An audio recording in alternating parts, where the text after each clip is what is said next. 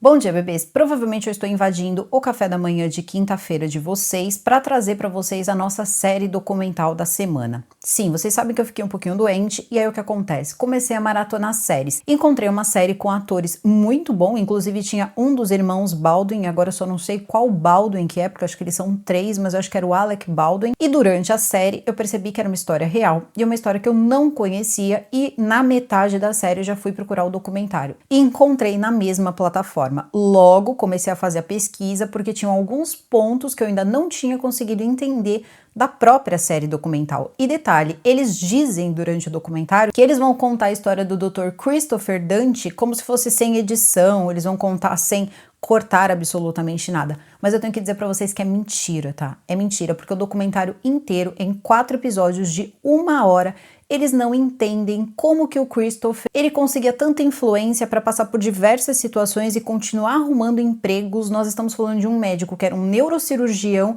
e que sabia muito, tinha estudado muito, e é como se ele tivesse decidido fazer tudo, absolutamente tudo errado.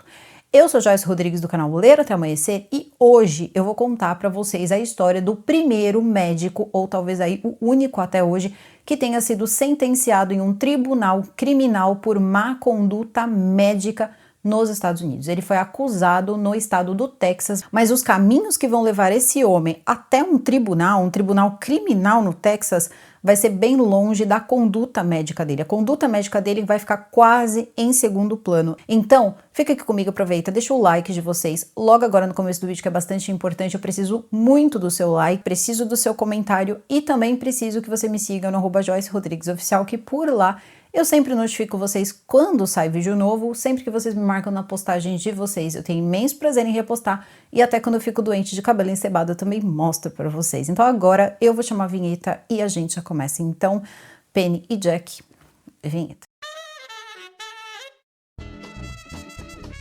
E hoje, mais uma vez, quem está me deixando muito brilhante com esse lindo par de brincos aqui. Deixa eu ver se eu consigo dar uma ampliada. Esse lindo par de brincos, também aqui este delicadíssimo colar e também esse anel é a Atlas Importados. Então você pode seguir a Atlas Importados, eu vou deixar aqui o arroba deles aqui no box de descrição e por lá você pode pedir as suas peças importadas e também você pode encomendar anéis, colares, brincos, de todo jeito que vocês quiserem. Vocês vão ser muito bem atendidos e claro, sempre que vocês quiserem ver alguma peça, provavelmente se estiver disponível ali para pronta entrega, a Helene vai mostrar para vocês. Então eu já agradeço a Atlas Imports, muito obrigado por todo esse brilho, Atlas Imports. E agora vamos partir para este trabalho, que foi um trabalho que deu trabalho e eu vou precisar dos meus óculos. Como eu havia dito para vocês, essa série documental ela diz, né, que vai ser uma série documental que não vai esconder nada, que vai mostrar tudo e é uma série documental muito boa. Porém, sabemos que assuntos que envolvem medicina, quando você está falando com médicos, que é o certo, né, é um documentário sobre um médico, outros médicos vão dar a sua opinião também. O problema é que fica às vezes um pouco arrastado, se é que vocês me entendem. A gente vai falar de coluna, vértebra, nervo, alguns parafusos e a coisa toda fica um pouco maçante se você não tiver muito ali afim de entender aquela história. Mas acontece que eu estava bem afim de entender a história do Christopher Daniel Dante. E esse médico talvez seja desconhecido para você, eu não sei, talvez até não, porque para mim era, mas sinceramente parece que ele é um médico muito conhecido pelos piores motivos possíveis. Por mais que ele tenha feito graduação, tenha sido um ótimo aluno, tenha feito mestrado, PhD e ganhado excelência em absolutamente tudo, ele foi um médico que decidiu de uma hora para outra atender em hospitais. Fazendo o quê? Trabalhando como neurocirurgião. Então vamos lá, você imagina, não sei gente, uma pessoa sem nenhuma empatia, porque aqui a gente não pode dar laudo para ninguém, que pega um bisturi e vai operar colunas, vai operar cérebros e essa coisa toda. Eu acho que vocês já estão imaginando o resultado de tudo isso. E por que que é importante trazer tudo isso para vocês? Para vocês terem medo de fazer cirurgia? Para vocês irem atrás de tudo que vocês puderem antes de fazer uma cirurgia, porque o corporativismo médico é grande e isso eu falo desde sempre, mas aqui ficou esculachado e tem mais, tá? Ficou esculachado no EUA, o que nos traz aí aquela coisa toda de se aqui já é extremamente complicado, porque Ainda, né, a gente considera procedimentos, cirurgias. Aqui o médico, ele é quase como, não sei, alguma coisa meio etérea que vai trazer alguma coisa muito boa para você. Só que nos Estados Unidos as coisas são bem diferentes. O que você sabe, e uma palavra que eu ouvi bastante no documentário é o contratante. Então você não é um paciente, você é um contratante. Você contrata uma cirurgia porque as cirurgias são muito bem pagas. E se vocês estiverem escutando algum barulhinho de bater, é porque esse microfone normalmente pega o barulho do meu brinco quando eles são penduradinhos assim. Mas vamos continuar aqui. Christopher Daniel Dante nasceu no dia 3 de abril de 1971 e por mais que ele tenha passado a vida inteira dele na cidade de Memphis, no Tennessee, ele nasceu em Montana. Então ele nasce em Montana e depois os pais, eles acabam se mudando. Ele era um de 3 filhos, então ele tem mais um irmão e mais uma irmã, que é melhor até nem falar o nome dos coitados, mas está disponível aí para que vocês possam pesquisar. E ele era um cara que queria muito jogar futebol americano. Sim, tudo vai começar com o futebol americano. Era o sonho da vida dele, era o que ele queria para o futuro dele, ser um jogador de futebol americano de muito sucesso. Então o que acontece? O pai dele era um fisioterapeuta e a mãe dele era uma professora que também fazia trabalho missionário. Eles eram muito cristãos e pessoas que eram muito bem vistas na comunidade. E todos que estudavam com ele, ele também estudava numa escola cristã e todos que estudavam com ele diziam que ele era uma pessoa extremamente esforçada, era uma coisa absurda. Ele era muito esforçado com as notas e ele era muito esforçado com o futebol americano. O esforço que ele fazia para conseguir jogar futebol era assim fora do normal. Muitas vezes ele passava horas e horas e horas a mais do que os outros alunos treinando jogadas, porque a verdade é que ele se esforçava demais, mas ele não tinha nenhum talento e ele não conseguia aceitar isso. Conforme os anos foram se passando e começou a chegar próximo ao momento ali da formatura dele no ensino médio, ele precisava saber o que ele queria fazer da vida. Foi aí então que ele decidiu que ele ia fazer o quê? Aquilo que ele não sabia fazer, ou melhor, que ele não tinha talento para fazer, que era jogar futebol americano. Eu queria muito que ele tivesse dado certo no futebol americano, porque sinceramente, dar um bisturi na mão dele não foi uma boa ideia. Mas a questão é que, mais uma vez, ele era muito ruim, então ele começou a gastar os créditos, tem tudo isso, né, nos EUA, aí de você gastar créditos aí nas universidades, então ele começou a tentar entrar nas universidades. Ele tinha nota, então ele tentava diversos cursos e parece que o primeiro ano é um pouco diferente nas universidades, você ainda pode fazer cursos como se fossem cursos livres e ao mesmo tempo jogar o tal do futebol americano. Se você conhece todo o procedimento, entenda que eu preciso explicar também para quem não conhece e muita coisa eu acabei de aprender também.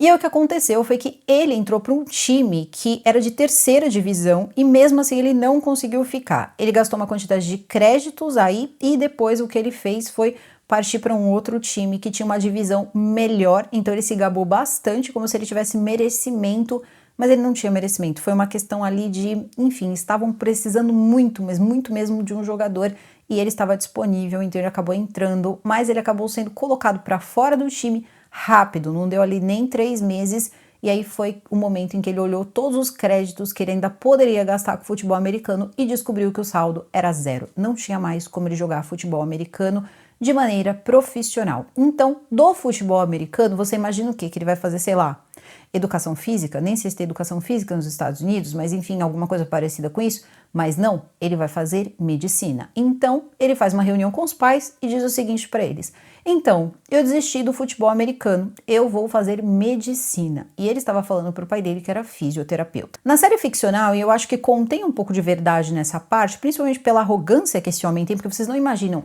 eu nunca vi, assim, em nenhum caso, um ser tão arrogante como esse homem. E eu acredito que ninguém no júri, nem na promotoria, nem os pacientes, ninguém nunca viu uma pessoa tão arrogante como esse homem. Mas tudo bem, ele teria dito para o pai dele que ele queria fazer medicina. E olha só como o cara, ele sabia ofender as pessoas até nas menores coisas.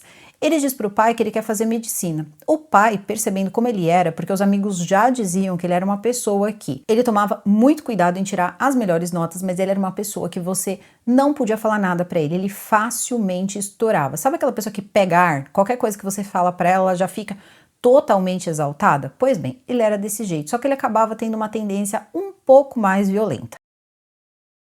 que o pai dele, percebendo os desafios da medicina, porque vamos combinar, não é muito fácil, e depois tem a parte toda que você tem que aguentar os professores, que nem sempre também são ali, né? Você está lidando com vidas, então não dá para eles serem os seres mais pacientes da Terra. O pai dele diz para ele: você tem certeza? Porque assim, eu não acho que você tem o perfil para ser um médico. Ele diz o seguinte, que ele não apenas vai ser um médico, que ele vai curar o câncer, que ele vai salvar a humanidade de tudo quanto é doença, que ele quer trabalhar com genética, que ele quer trabalhar com tanta coisa, com célula-tronco. E aí o pai dele, que era muito religioso, começou a ficar perguntando para ele isso na série ficcional. Porque as pessoas que criaram essa série ficcional tiraram isso de um podcast americano. Que, claro, não tinha como eu ouvir esse podcast americano, até porque não há tempo hábil para tudo isso. Então eu acredito que boa parte do que tem ali foi tirado, né, disso, foi tirado desse podcast. Se não, isso aí entra como uma forma de a gente ligar os pontos aqui, a coisa ficar um pouco mais interessante. E o que aconteceu foi que quando ele disse isso para o filho dele, o que o Christopher disse para ele? Disse assim: nossa, como se o senhor soubesse como é estar entre médicos. Então, assim, o senhor é fisioterapeuta, o senhor não é médico. É aquele lance, né, do médico e também do dentista, né? Quem é doutor, quem é doutor, quem é doutor. É bom que aqui do Brasil todo mundo é doutor. Só que o Christopher, ele não apenas vai fazer medicina, mas ele de fato não vai ser ele não vai ser um doutor porque ele cursou medicina. Ele vai ser um doutor porque ele vai fazer um doutorado, ele vai fazer um PhD. Vocês não têm ideia que esse cara, ele vai se enfiar 15 anos estudando. Ele vai estudar muito, ele vai entrar para a graduação e ele de fato, como se fosse assim, uma questão de honra em relação ao pai dele, ele vai entrar para a graduação e ele vai muito bem, mas muito bem mesmo. No meio da graduação, ele já começou como se fosse aqui um mestrado e ele foi fazendo PhD, e depois que ele fez o PhD, eu nunca vi uma coisa dessa na minha vida, assim, ele realmente se dedicou demais. Ele foi lá e se enfiou com uma galera que estava fazendo startups. Sim, era a época das startups, então startup disso, startup daquilo, cria-se várias empresas, né? A menina da gota de sangue, e ele queria trabalhar com uma startup que falava de genética. Era uma startup de biotecnologia, na verdade. E aí o que aconteceu foi que ele desenvolveu aí algumas coisas, se envolveu com startups, tem essa de biotecnologia, tem algumas outras que inclusive funcionam até os dias de hoje. E aí eu parei e pensei, eles perguntando o tempo inteiro no documentário por que ele achava que ele tinha tanta proteção, de onde vinha toda aquela proteção. E eu fiquei pensando, caramba, eles não sabem? Eles não citaram no documentário nenhuma vez que ele foi envolvido com essas startups, que ele tinha essa startup de biotecnologia, ou melhor, ele se envolveu nela e também com outras startups que funcionam até os dias de hoje. Então, eles não contaram com isso. E vocês não vão acreditar por que ele vai começar a exercer a medicina. Ele se forma no ensino médio em 1995. Ele vai se enfornar na faculdade por mais 15 anos. Então, ele vai estar ali pronto, vamos colocar aí em 2010. E em 2011, como é que estava a vida dele? Vamos lá, vamos ver se vocês adivinham. Vocês acham que ele estava tentando fazer mais alguma coisa? Não, ele estava tentando fazer essas startups junto com um amigo dele chamado Jerry Summers. Só que acontece que o Jerry Summers não era apenas um amigo dele e não estava tentando fazer essa startup junto com ele porque ele entendia alguma coisa de medicina, biomedicina ou qualquer coisa que o valha. Não. Ele era o cara que providenciava substâncias ilícitas para ele. Então era como se fosse assim, eu sou o seu melhor amigo, o seu fornecedor, eu tô sempre perto, ajudando a tomar conta dos negócios. Só que acontece o seguinte, tudo isso estava sendo desenvolvido ali em Memphis. Então tava tudo certo, Memphis, né? Vamos lá, tranquilo. Só que acontece que esse cara, a vida dele era balada e clube de striptease. Sim, com muito álcool, regado de substâncias ilícitas. Mesmo que a namorada dele, a Wendy, é namorada barra ex-esposa, aí vocês decidam conforme eu for contando. Diga que, na verdade, nunca viu ele fazer utilização de nenhuma substância ilícita. E aí eu parei e pensei, mulher, pelo amor de Deus, o cara já pegou prisão aqui, né, do jeito que vai pegar aqui, fez tudo o que fez, você ainda tá defendendo ele? E olha que essa mulher não sofreu pouco na mão dele, mas eu acredito que o estilo de vida dele também ajudasse um pouco ela a suportar tais situações, porque a gente não começou nem com a pontinha do iceberg. Então, um certo dia, uma amiga da Wendy Young, que é essa moça que vai acabar virando namorada barra esposa do Christopher Dante, ela vai dizer o seguinte, olha, eu vou te apresentar um cara, ele é cirurgião, ele é bonitão, ele é isso, ele é aquilo, e você vai achar ele muito legal. E os dois acabaram se conhecendo enquanto ela estava fazendo um polidense ali. E parece que naquele dia ela acabou indo para a casa dele. Não sabemos se ela fez isso por vontade própria, por motivos de Pix, mas aconteceu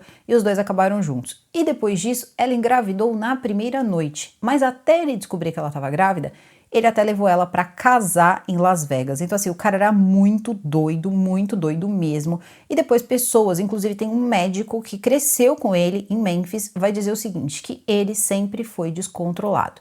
Ele e o Jerry, eles tiveram um período no ensino médio que eles passavam juntos nesse total descontrole, com tudo que vocês podem imaginar, e depois eles se afastaram um tempo e depois voltaram a ficar juntos ali de novo, a andarem juntos de novo, e o Jerry também era incontrolável. Então você juntou dois descontrolados e deu no que deu. No documentário, o Jerry vai dizer o seguinte, que na verdade o Christopher tinha se apaixonado pela Wendy e queria salvá-la, queria tirar ela daquela vida, queria tirá-la do polidense. Como se de repente ela estivesse lá, né, fazendo os stripteases dela, fazendo o polidense dela e viver com ele fosse melhor do que isso. Sinceramente não era e ela ainda estava grávida. E aí o que acontece é que talvez, só talvez, né, ela tenha pensado que as coisas ficariam bem, eles teriam um bebê, tudo parecia bem, e aí ele recebe, enquanto ela estava grávida, uma proposta para trabalhar em vários hospitais, muitos hospitais. Bom, a gente já consegue perceber que ele era uma pessoa extremamente jovem. O que a gente não consegue perceber no documentário é que ele era uma pessoa extremamente falida. Sim, extremamente falida, porque eu não consegui entender nada. Ele recebe diversas propostas. Ele está namorando e morando com a Wendy, e a Wendy está grávida. Aí uma hora ele diz para a Wendy, eu estou aqui, deu ali mais ou menos aí o nome de, sei lá, umas 8 cidades que ele poderia trabalhar, e ela diz, por que você não vai para Dallas? Eu tenho parentes em Dallas e tudo mais, eu conheço Dallas e lá vai ser legal. Então ele decide se mudar para Dallas e vai trabalhar em um hospital chamado Baylor Pleno.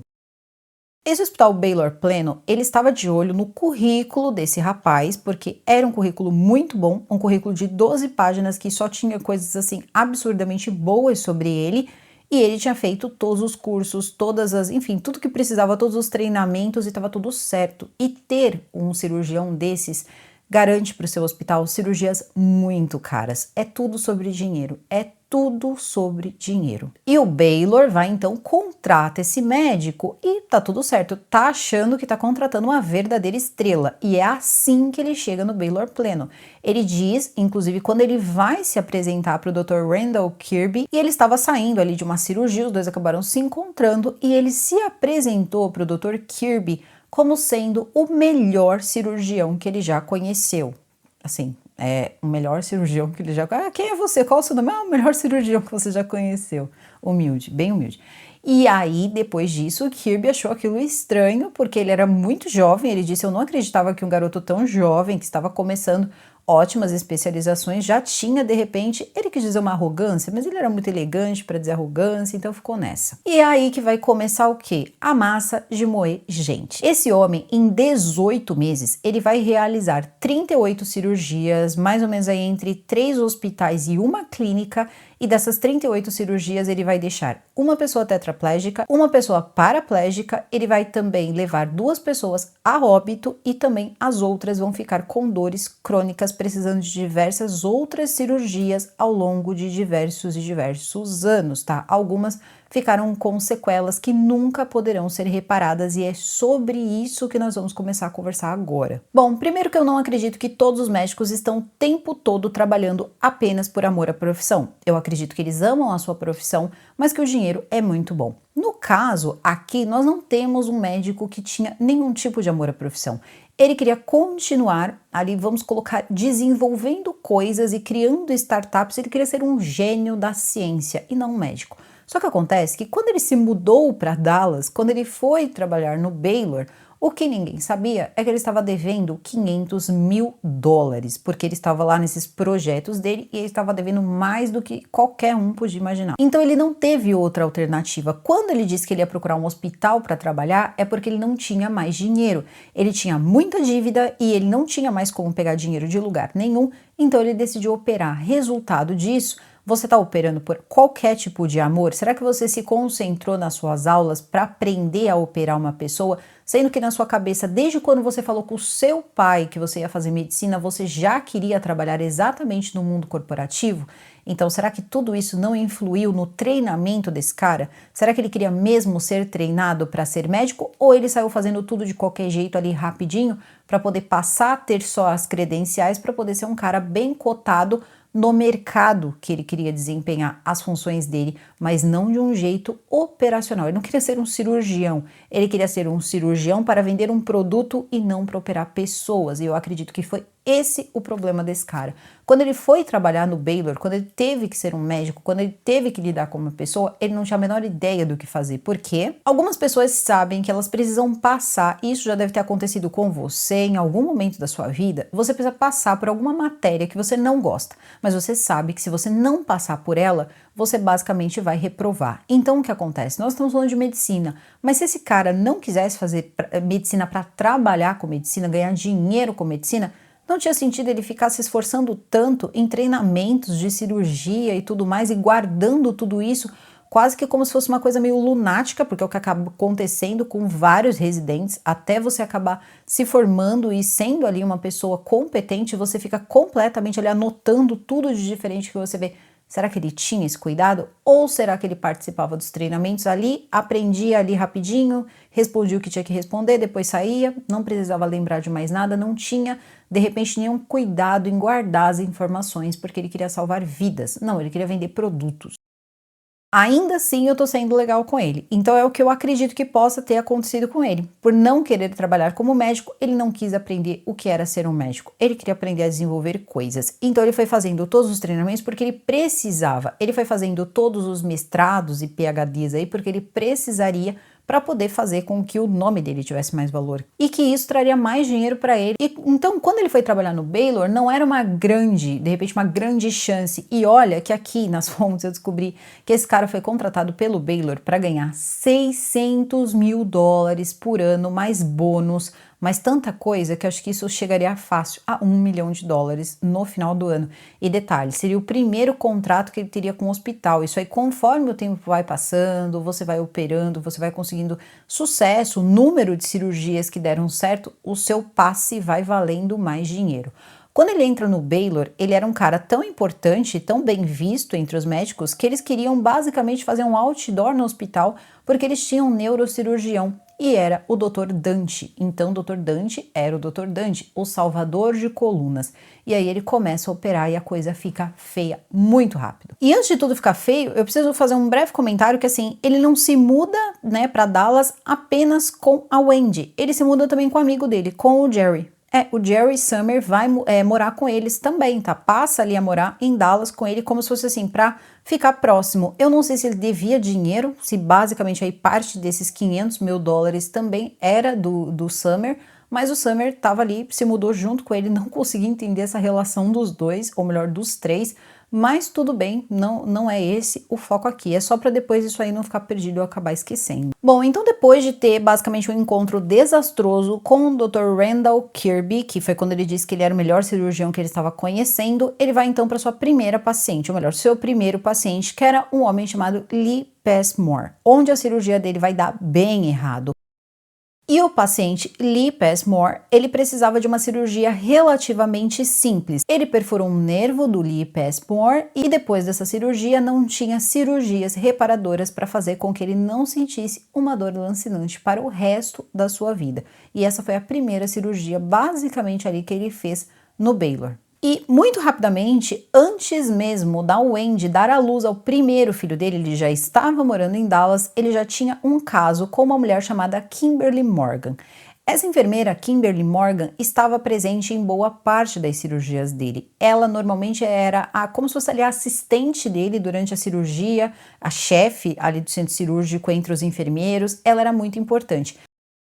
e ele começou a ter um caso com ela. Era assim uma coisa bizarra, porque ele pegava e dizia que a Wendy era namorada de outra pessoa, ou era uma pessoa que estava morando na casa dele de favor e que na verdade não tinha nada com ela, e ele levava a Kimberly Morgan para casa dele. Então assim, Wendy estava num quarto e eles estavam na sala, vocês sabem, né, fazendo hora extra. E aí o que aconteceu foi que conforme o tempo foi passando, o bebê da Wendy nasceu. E quando o bebê da Wendy nasceu e a Wendy voltou do hospital, todas as coisas dela estavam no quarto de hóspedes. Sim, é como se ela nunca tivesse existido. Ele estava fazendo um favor, dando um quartinho ali para ela. Não dá nem para saber qual o nome do filho dela, porque enfim, é só o primeiro também, porque depois ela vai ter outro dele, é uma longa história. E aí que nós vamos falar também de um homem chamado Barry Morgueloff.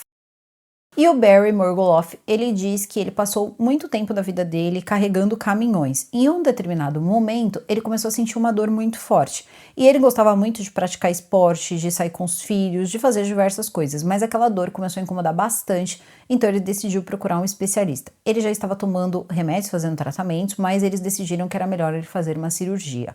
Tudo bem, só que acontece que quem vai fazer a cirurgia dele é o Dr. Dante, e durante essa cirurgia ele vai acordar e ele não vai sentir metade do corpo dele. Bom, ele sentia diversas dores, diversas dificuldades ali, era sempre assim, quase todos os pacientes quando acordavam não sentiam um lado do corpo ou metade do corpo, porque ele acabava esquecendo parafusos, ele acabava perfurando nervos e era sempre esse circo aí dos horrores.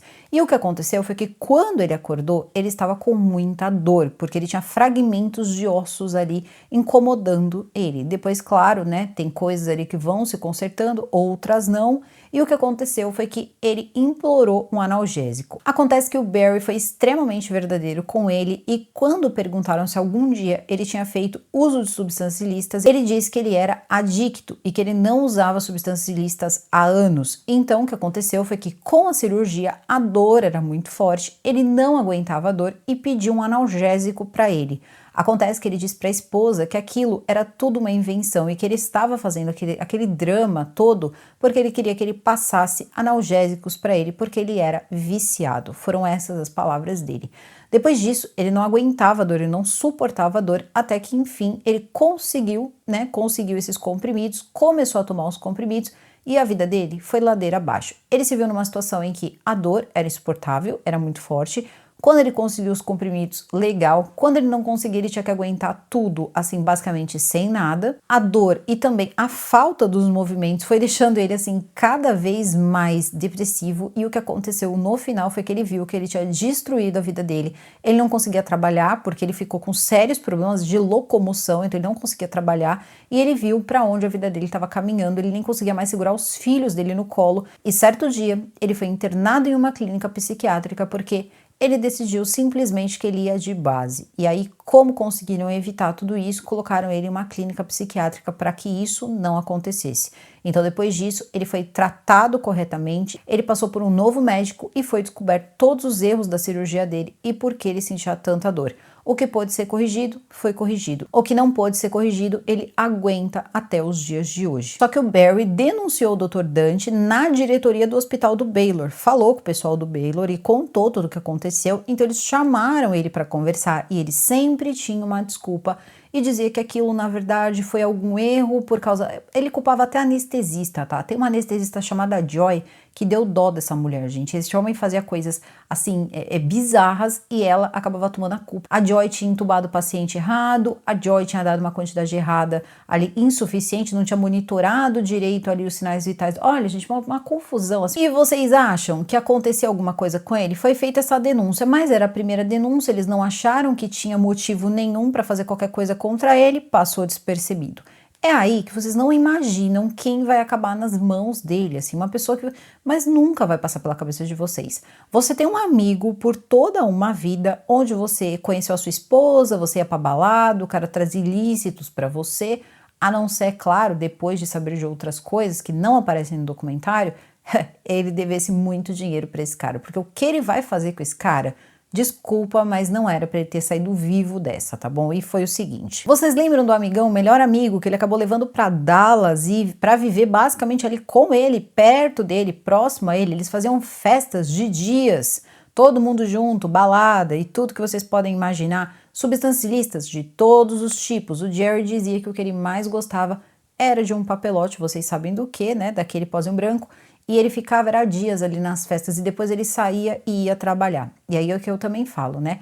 Que as coisas vão, você acha que para os outros, né? Você tá lá fazendo farra lá, o seu amigo é um médico, ele sai de lá e vai operar outra pessoa. Mas um dia ele pode estar saindo de uma festa e quem pode estar nessa cama para esperar a cirurgia pode ser você. E é basicamente o que vai acontecer com o Jerry Summers. Só que o que vai acontecer com ele é muito, mas é muito triste. No meu ponto de vista, foi o pior caso, assim, claro, as pessoas que foram a óbito também foi muito triste, tudo que aconteceu foi muito triste, mas ele foi muito mesmo. O caso do Jerry Summers foi um caso tão simples, mas tão simples, ele sofreu um acidente de carro. E sabe quando você tem um impacto muito grande e você acaba tirando ali algumas coisinhas ali da sua coluna do lugar, só que era muito próximo ao pescoço, então precisa fazer uma cirurgia, você não pode ficar suportando. Ele começou a sentir muita dor, então ele decidiu pedir para quem? Para o neurocirurgião amigo dele fazer essa cirurgia. Olha, se alguém puder fazer isso com segurança, é o seu melhor amigo. Então ele falou, não, eu vou fazer a sua cirurgia. E ele fez a cirurgia no hospital, no Baylor, onde ele trabalhava. Ele vai então fazer a cirurgia e você não acredita, você não vai acreditar. Quem estava lá com ele? A Kimberly Morgan, a enfermeira que ele tinha um caso ali e que, enfim, eles andavam pelo hospital fazendo tudo que vocês podem imaginar pelas salinhas lá. Só que acontece que tinha uma equipe junto com o médico para fazer essa cirurgia, tinha anestesista, tinha o pessoal do instrumento, né, os instrumentos ali, o bisturi, tal, e a Kimberly Morgan era a enfermeira que estava ali ajudando ele. Ele começou a pegar aqui a parte do pescoço e tá lá com a serrinha e falando o seguinte pra Kimberly, tá? Isso quem conta é a Joy, anestesista. Ela dizendo que os dois começaram a flertar na sala, como se não tivesse ninguém na sala, só tivesse os dois. Começaram a falar gracinha um pro outro e teve uma hora que ele virou, enquanto ele tava lá no amigo dele próximo ao pescoço, ele disse pra ela que aquilo ali perfurava e perfurava bastante. Inclusive, ela não imaginava quem ele queria perfurar. Olha o papo enquanto você está operando o seu melhor amigo.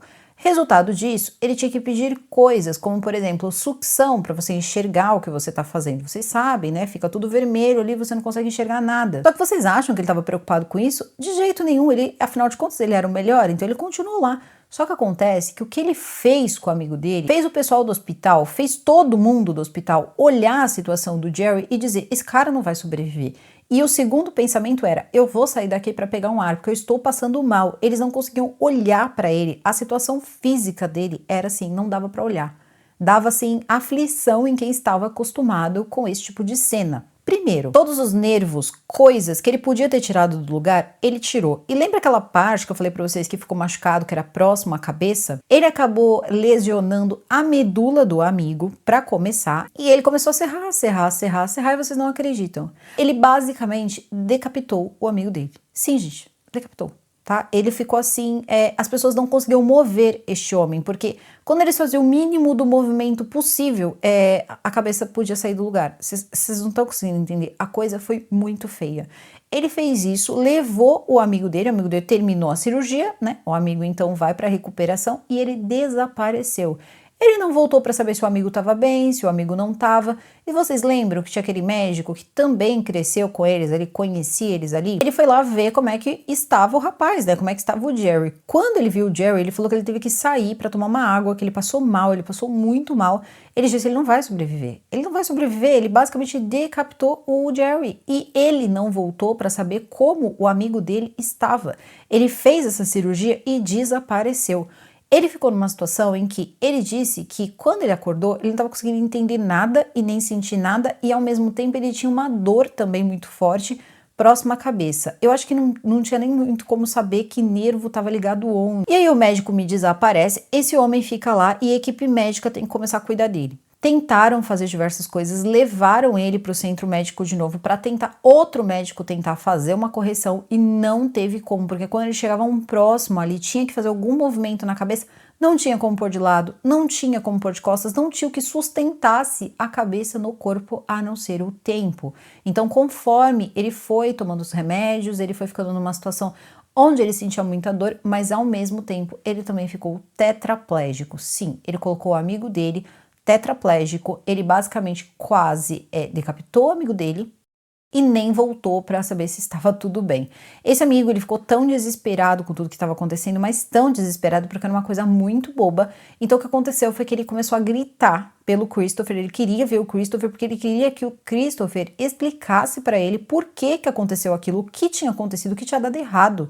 Quando o Christopher não foi atendê-lo, o que que ele fez? Ele puxou o enfermeiro e disse o seguinte: olha, eu vou contar para você. Antes da minha cirurgia, tanto eu como ele usamos aí papelotes. Usamos a noite inteira.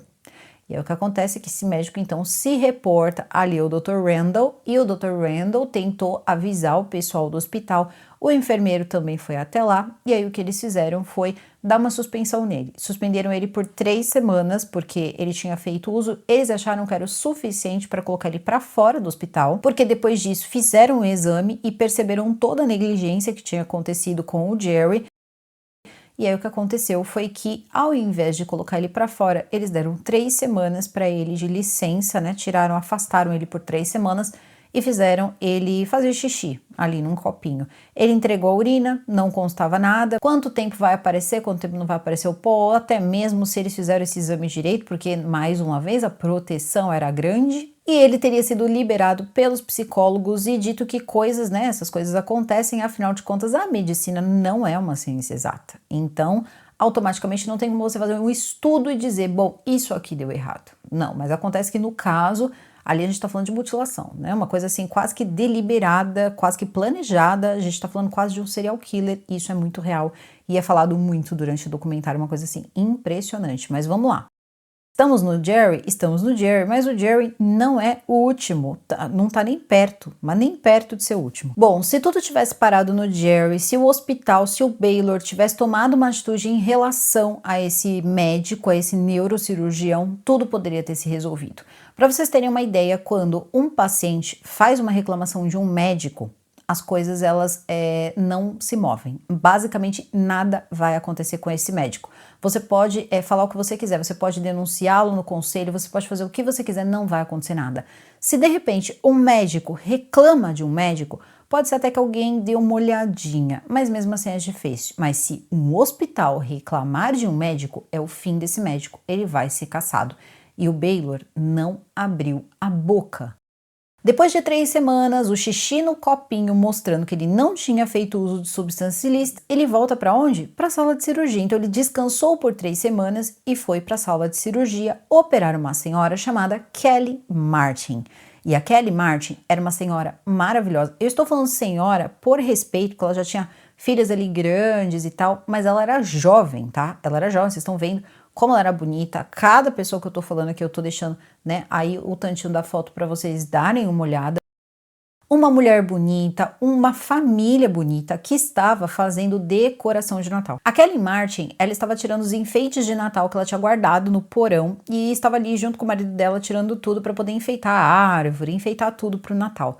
Só que ela acabou se machucando no porão e depois disso montou tudo na hora, não sentiu muita coisa, mas conforme o tempo foi passando, ela foi sentindo e sentindo bastante. Então eles decidiram que era melhor ela fazer uma cirurgia. Por quê?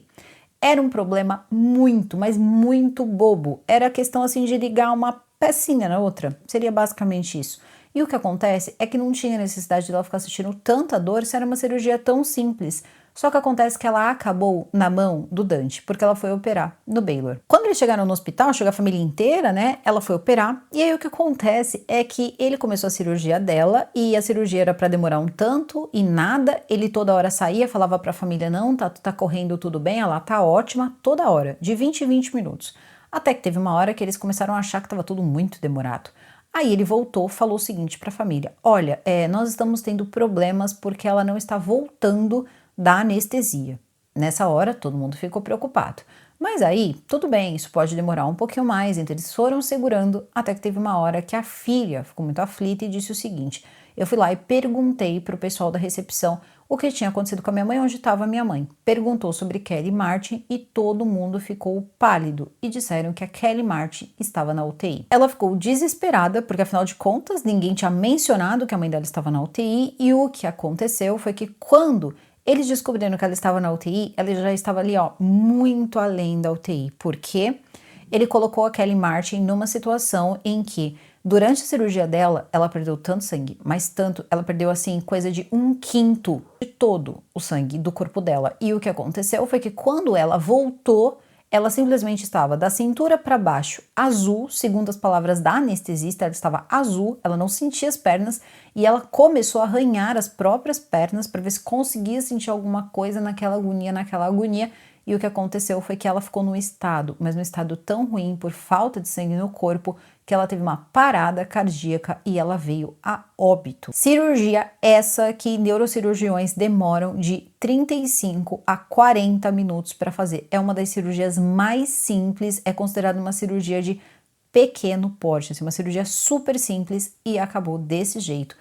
Esse homem perdeu a esposa, essas filhas perderam a mãe, filhas super jovens, e aí você para e você pensa, meu Deus, até onde vai tudo isso? Será que já tá acabando? E eu tenho que dizer pra vocês que não. Pra vocês terem uma ideia, esse cara era tão cara de pau que ele não teve coragem de dizer pra família, falar com a família da Kelly March. Ele foi junto com um pneumologista e o pneumologista que conversou com a família.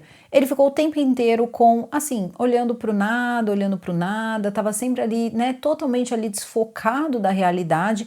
O Barry também, aquele rapaz que eu falei pra vocês que tinha problema com substâncias ilícitas, ele disse que na segunda consulta que ele teve com o Dr. Dante, ele percebeu que o Dr. Dante estava bêbado. Então assim, quem tinha problema com substâncias ilícitas era ele, mas quem estava bêbado era o médico. E aí as histórias começaram a se espalhar, por quê?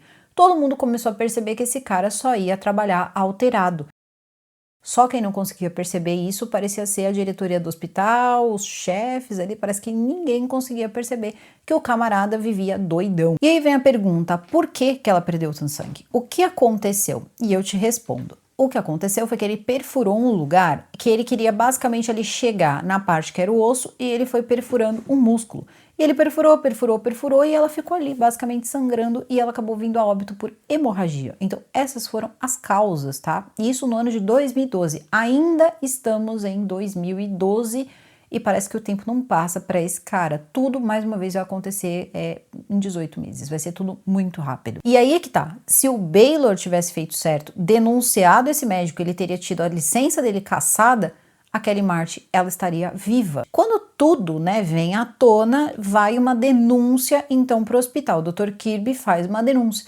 Quando chega lá a denúncia até o CEO, a CEO ali, enfim, do hospital, desse tal de Baylor pleno, eles vão descobrir o seguinte, que na verdade eles não vão precisar fazer nada a respeito do doutor porque ele havia pedido demissão. Depois eles descobrem o seguinte, eles não podiam demiti-lo, não é que não podiam, não é de praxe demitir um médico, até porque isso pode ser muito caro e aí a gente vai começar a entender por que essas coisas acontecem. Ele ganhava em torno de 600 mil, isso podia variar, ele podia ter bônus, tá? Dependendo se ele operasse mais pessoas do que o esperado, diversas coisas, podia chegar facilmente a 1 milhão por ano.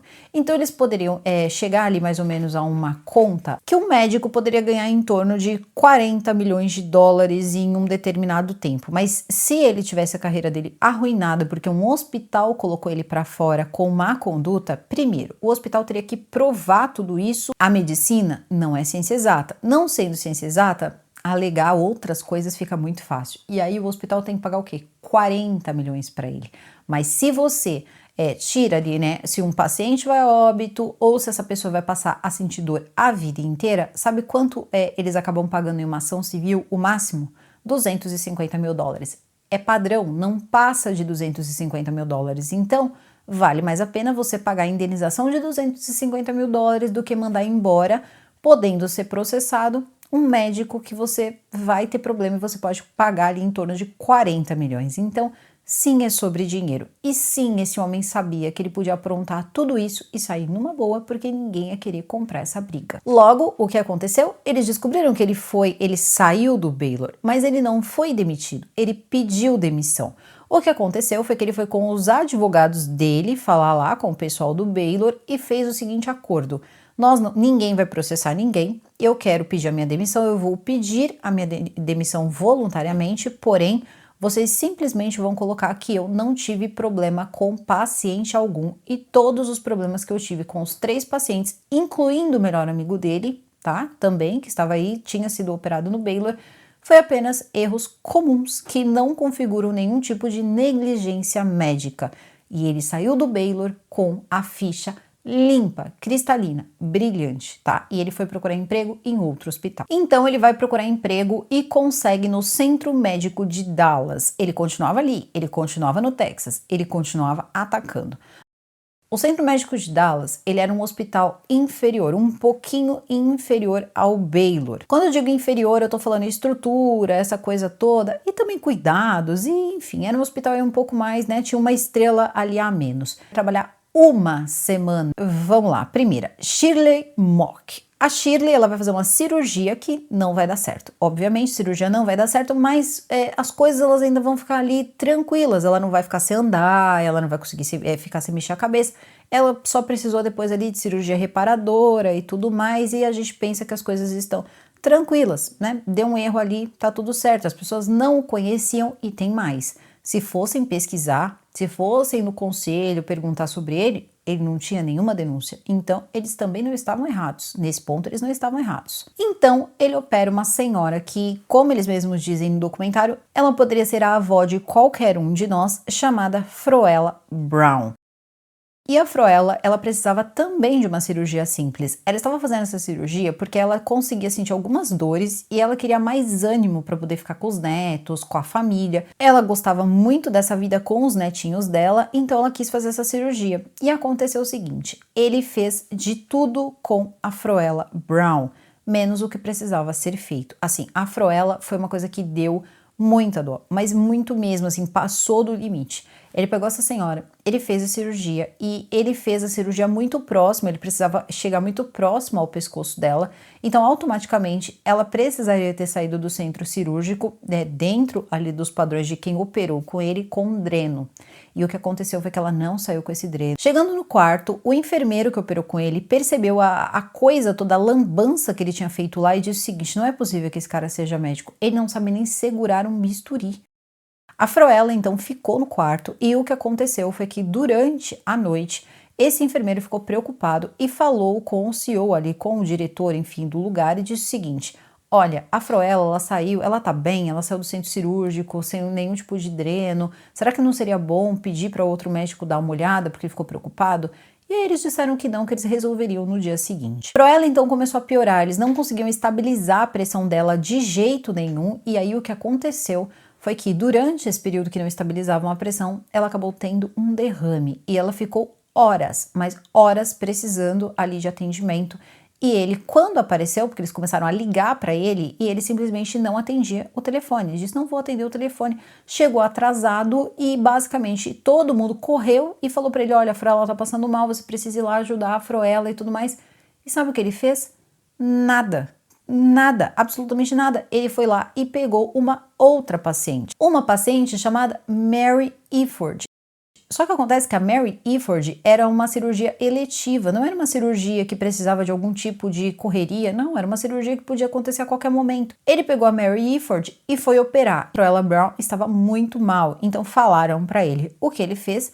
Ele disse o seguinte, eu vou deixar aqui, ele deixou basicamente a Mary Iford na sala de cirurgia, esse derrame no cérebro, então ele falou que ele operaria ela e faria uma craniotomia. Ele disse, esse hospital não tem condições, você não pode, você não tem permissão para fazer essa cirurgia e eu vou avisar o Dr. Hipólito, que era ali o diretor, né, dos médicos, e o Dr. Hipólito disse, não, você não vai fazer nada, foi uma confusão e vocês não acreditam. Ele deixou a Mary Iford ali passando mal na mesa, porque ela estava anestesiada, esperando a cirurgia dela, e também tinha a senhora Brown. A senhora Brown estava precisando de cuidados urgentes e ele não admitia que mandassem ela para outro hospital, que transferissem ela.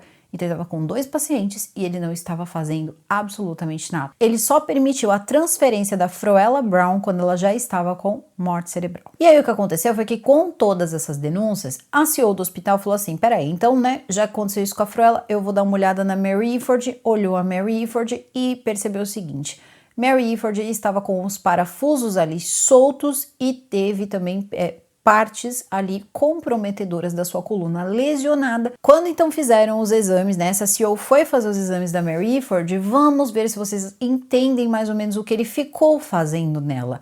Ele ficou soltando parafuso, ele ficou perfurando, teve nervo do corpo da Mary Iford que depois o Dr. Henderson vai dizer que nem conseguia mais encontrar, eles nem existiam mais, eu nem sabia que isso era possível. Dr. Henderson ele foi chamado basicamente para tentar salvar o que dava da Mary Iford, porque ela ficaria em uma cama, provavelmente estado até, quem é que sabe, quase ali, é quase vegetativo mesmo, tá? Não seria nem tetraplégica, a coisa ficaria muito feia e ele nunca tinha visto aquilo na vida dele. Quando o Dr. Henderson chegou, ele disse: não é possível, isso aqui era uma criança brincando de fazer, não sei, uma parede, ele estava brincando de construtor em uma pessoa viva. Ele começou a olhar tudo e ele pensou o seguinte: peraí, esse cara já foi denunciado, teve o pessoal aqui do hospital que denunciou, teve o enfermeiro, ele confiava muito naquele enfermeiro que tinha discutido e chamado o doutor Hipólito, e aí ele falou o seguinte, ele falou: olha, eu me ofereci como voluntário para estar na cirurgia com o Dr. Henderson, aquele enfermeiro, e tentar salvar a Mary Iford, mas ele passou também a saber que ele já tinha muitas vezes ali sido denunciado, então ele faz o quê? Viu toda aquela negligência com a Mary Iford, ele disse: eu vou gravar essa cirurgia, porque depois é a palavra de um contra o outro, mas se eu gravar, não é, eu tenho como provar. Ele provou e a única conclusão que ele chegou operando a Mary Iford é que simplesmente esse homem nunca teve uma aula de anatomia. E o pior de tudo é que ele teve. E o pior de tudo é que no currículo dele estava escrito excelência. E esse é o problema. Existem dois pensamentos, na verdade, duas hipóteses. Ou esse cara fazia isso por livre e espontânea vontade, isso é o grande mistério dessa história, ou de fato esse cara, sei lá, não frequentou, não foi à faculdade, nem frequentou, que dirá estudou, que dirá aprendeu. Eu ainda prefiro acreditar que ele não estava prestando a atenção, era aquela coisa, eu vou levando como dá. Ele era muito bom em lábia e ele foi levando as coisas aí desse jeito e as notas foram acontecendo e esse cara chegou a um centro médico. Não é possível. Por quê? Ele deixava osso, ele deixava esponja, ele deixava parafuso, ele nunca conseguiu acertar o lugar certo em nada que ele tentou fazer, ele não conseguiu sucesso em quase nada. E o que ele não conseguiu, o total fracasso, que são aí as 5 pessoas que ele vai acabar não respondendo, elas também não saíram totalmente bem. Elas também precisaram de outra cirurgia. Não significa que elas saíram bem. Elas só não ficaram tão mal. Seria isso, mais ou menos. Mesmo depois da cirurgia de reparação da Mary Iford, ainda assim, ela acabou ficando na cadeira de rodas, ela acabou ficando paraplégica, mas ela ainda podia mexer os braços, ela podia falar, coisa que não aconteceria. E também não ficou ali sentindo dores ali terríveis, como praticamente ali quase todos os pacientes dele. Pacientes que tiveram situações como, por exemplo, o Barry, que basicamente acabou quase querendo ir de arrasta porque não conseguia mais suportar aquela vida. O Dr. Henderson ficou tão impressionado com tudo que tinha acontecido, mas tão impressionado que ele disse: esse cara não é médico, esse cara está enganando as pessoas, ele está usando provavelmente um diploma falso, tem alguma coisa errada. Então o que ele fez foi começar a entrar em contato com os médicos que teriam sido professores dele ou que teriam, enfim, participado do treinamento dele e descobriu o seguinte: que ele não apenas fez a graduação, ele não apenas fez todas ali as especializações, como também ele era excelente. A excelência era muito grande. Só que acontece que tem ali como se fossem as cirurgias para você de fato estar pronto para trabalhar. E essas cirurgias, ele teria feito mais de 200 cirurgias. Só que na área que ele queria trabalhar, que era lombar, né, a parte lombar e coluna, ele só tinha feito 20 cirurgias. Então, isso era extremamente pouco. E ele teria feito até relativamente bem, com excelência, mas há controvérsias aí. Por quê? Quando você vai fazer esse tipo de cirurgia e você está em treinamento, você faz com outros médicos. E esse cara, ele basicamente entrava e dava um jeitinho ali de fazer o mínimo possível e ir embora. Mas ele acabava fazendo e quando chegava na hora de demonstrar aquilo para professores, ele ia muito bem. Então assim, não tinha absolutamente nada que dissesse que esse cara fez qualquer coisa para comprar um diploma ou tivesse enganando as pessoas em relação a isso. Não, todas as formações dele eram verídicas. O que ele se pergunta no documentário todo é: o que fazia ou quem fazia esse cara ter uma confiança tão grande que ele ia fazer tudo isso e que ele nunca seria pego? O Dr. Henderson então começa a fazer o quê? Denunciar. Denuncia. O Dr. Kirby também, o doutor começa a denunciar. Então esses dois médicos passam a ser assim, eu vou falar pra você, viu? Passa a ser a pedra no sapato dele pesado. E aí o que aconteceu foi que conforme o tempo foi passando, teve uma hora até que eles acharam que ele já estava suspenso. Ele, o Dr. Henderson, nunca tinha visto o Dante pessoalmente, nunca, só por foto da credencial, porque ele mandou essa foto para diversos médicos que tinham sido professores dele para saber se ele não estava mentindo. E aí o que aconteceu foi o seguinte, como o Centro Médico de Dallas só tinha dado para ele uma licença, né, ele teve aquele problema e eles deram para ele uma licença temporária ali para, né, ele tinha ficado uma semana, então eles fizeram o seguinte, depois de uma semana, eles só disseram, olha, não vamos estender. Então ele saiu de lá como? Com a ficha limpa também, porque tudo que aconteceu, Mary Iford e também a senhora Brown e tudo que aconteceu ali, ficou ali. Eles só não levaram mais ali o contrato para frente e acabaram dispensando ele, e é aí que ele vai em busca de um novo trabalho. Bom, e agora a gente vai para o Jeff Shane. O Jeff Shane, ele era uma pessoa que se casou, todos eles, basicamente, todas essas pessoas que eu estou contando para vocês, vocês podem perceber que estão aparecendo com as suas esposas e tal, né, ou com seu marido, com os seus filhos, e no caso, o Jeff Shane, ele tinha muita dor, ele falou assim que ele tinha muita dor nos braços e nas costas quando ele tinha por volta dos 30 anos de idade dele. Só que depois, os anos foram se passando, ele tinha também um trabalho que era relativamente ali meio braçal, só que ele era um cara que ganhava em torno de $100.000 por ano. Ele era um cara assim que tinha uma vida muito tranquila com a esposa, e ele começou a dizer o seguinte, bom, a gente precisa começar a viajar, curtir um pouco, e eu queria que essa dor passasse. Então ele começa a fazer o quê? Fazer um tratamento. Até que teve uma hora que o médico dele disse, por que você não opera e resolve logo esse problema? E ele disse, tá bom, vou operar. Aí o Jeff disse o seguinte, tá bom, eu cheguei lá e o Dr. Dante era uma pessoa maravilhosa. Ele disse, eu vou curar você. E isso era uma coisa que ele dizia para todos os pacientes. Eu vou curar você, eu vou libertar você dessa dor. É quase uma coisa assim meio diabólica, enfim. E aí ele pegou, ficou empolgado com o doutor que era muito simpático, passava muita confiança para ele. E quando chegou no dia da cirurgia dele, primeiro, né, nessa época aí, o doutor estava atendendo numa clínica, quase que como se fosse uma clínica meio comunitária, uma coisa mais simples, né, estava já em outro lugar, trabalhando em outro hospital, e ele disse o seguinte, tá bom, eu vou operar. Primeiro ele falou, caramba, mas será que é legal operar uma coluna aqui no hospital que de repente, será que tem recurso para tudo? Mas enfim, ele falou, Jeff, não é hora, né? Nessa idade aí você vai ficar com medo de fazer uma cirurgia. Quando chegou lá, ele encontrou o Dr. Dante e o Dr. Dante pegou uma pilha de papel e começou a fazer ele assinar. E aí ele falou assim que prestou atenção em uma folha que era tudo que podia dar errado na cirurgia. E ele falou que tinha uma parte ali que saltava um pouquinho aos olhos que estava escrito morte. E ele tinha que assinar ali. Assinar que ele estava ciente que isso poderia acontecer. Então ele chegou para o doutor e falou assim, doutor, quantos pacientes o senhor já perdeu fazendo essa cirurgia? E ele deu risada e disse que nenhum. Ele assinou e foi fazer a cirurgia. Só que acontece o seguinte, durante a cirurgia dele, que mais uma vez, todas as cirurgias elas eram simples, porque ele não era um cirurgião para grandes cirurgias, tudo era simples. Durante a cirurgia do Jeff, ele conseguiu basicamente partir a medula dele ao meio. Como ele fez isso, assim, é umas coisas assim que, sinceramente, se eu ouvisse isso de outro canto, eu ia pensar, gente, mas ninguém pode sobreviver assim, né? Não tem como sobreviver desse jeito.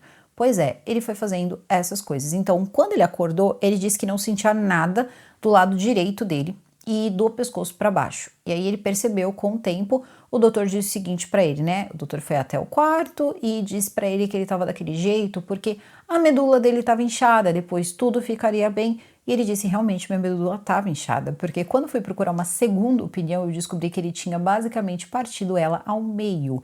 Então ele fez mais 10 cirurgias, 10 ao longo desses anos aí de 2012, 2013 até mais ou menos 2020, tá? E ainda assim convive com muita dor. Mas ele teria ficado também numa situação em que ele não poderia se movimentar direito. Força de vontade, ele percebeu que mesmo sendo muito feio e desconfortável, feio esteticamente desconfortável, ele conseguia ir jogando o quadril e andando ali de algum jeito, se locomovendo de algum jeito. Olha, o ser humano, ele é assim, impressionante na arte de sobreviver e de fazer coisa. Eu fico até emocionada quando eu escuto, porque esse homem, ele queria muito viver. Ele queria muito, ele tem uma esposa maravilhosa. Essas pessoas têm pessoas maravilhosas com ela. E você vê um homem que tá ali, que as pessoas entregam ali suas esperanças para ter vidas melhores ali, para poder ficar mais com os netos, com os filhos. E você vê esse cara fazendo isso com idosos. Esse homem, assim, é uma coisa bizarra esse cara ter ficado tanto tempo solto. Bom, então agora nós vamos falar do Tex Musi. E o Tex, ele era um cara jovem, bem jovem, e que vai ter um probleminha com ele, como se fosse um probleminha que vai ferir o ego do doutor, porque não tem outra explicação. Bom, aconteceu o seguinte, ele teve um problema porque ele corria muito. O Tex, ele tinha uma filha, ele era casado. Como ele gostava muito de correr, ele desenvolveu uma doença degenerativa, chama doença degenerativa do disco. E logo ele teria que operar. E ele procurou quem? O Dante. E ele foi numa clínica que é uma clínica chamada Clínica de Cirurgia Frisco. Então, assim, era uma clínica. Não pode fazer determinadas cirurgias em uma clínica. Para isso tem hospital e essa coisa toda. Só que acontece o seguinte, que ele disse que conversou com o Dr. Dante, fez tudo certinho, só que teve um momento que ele falou, cara, eu vou pesquisar o nome dele na internet. E encontrou a Kelly Martin. A Kelly Martin, aquela que simplesmente estava tudo bem, a família esperando, e ele disse que ela teve uma alergia com o fentanil e foi aquela situação toda.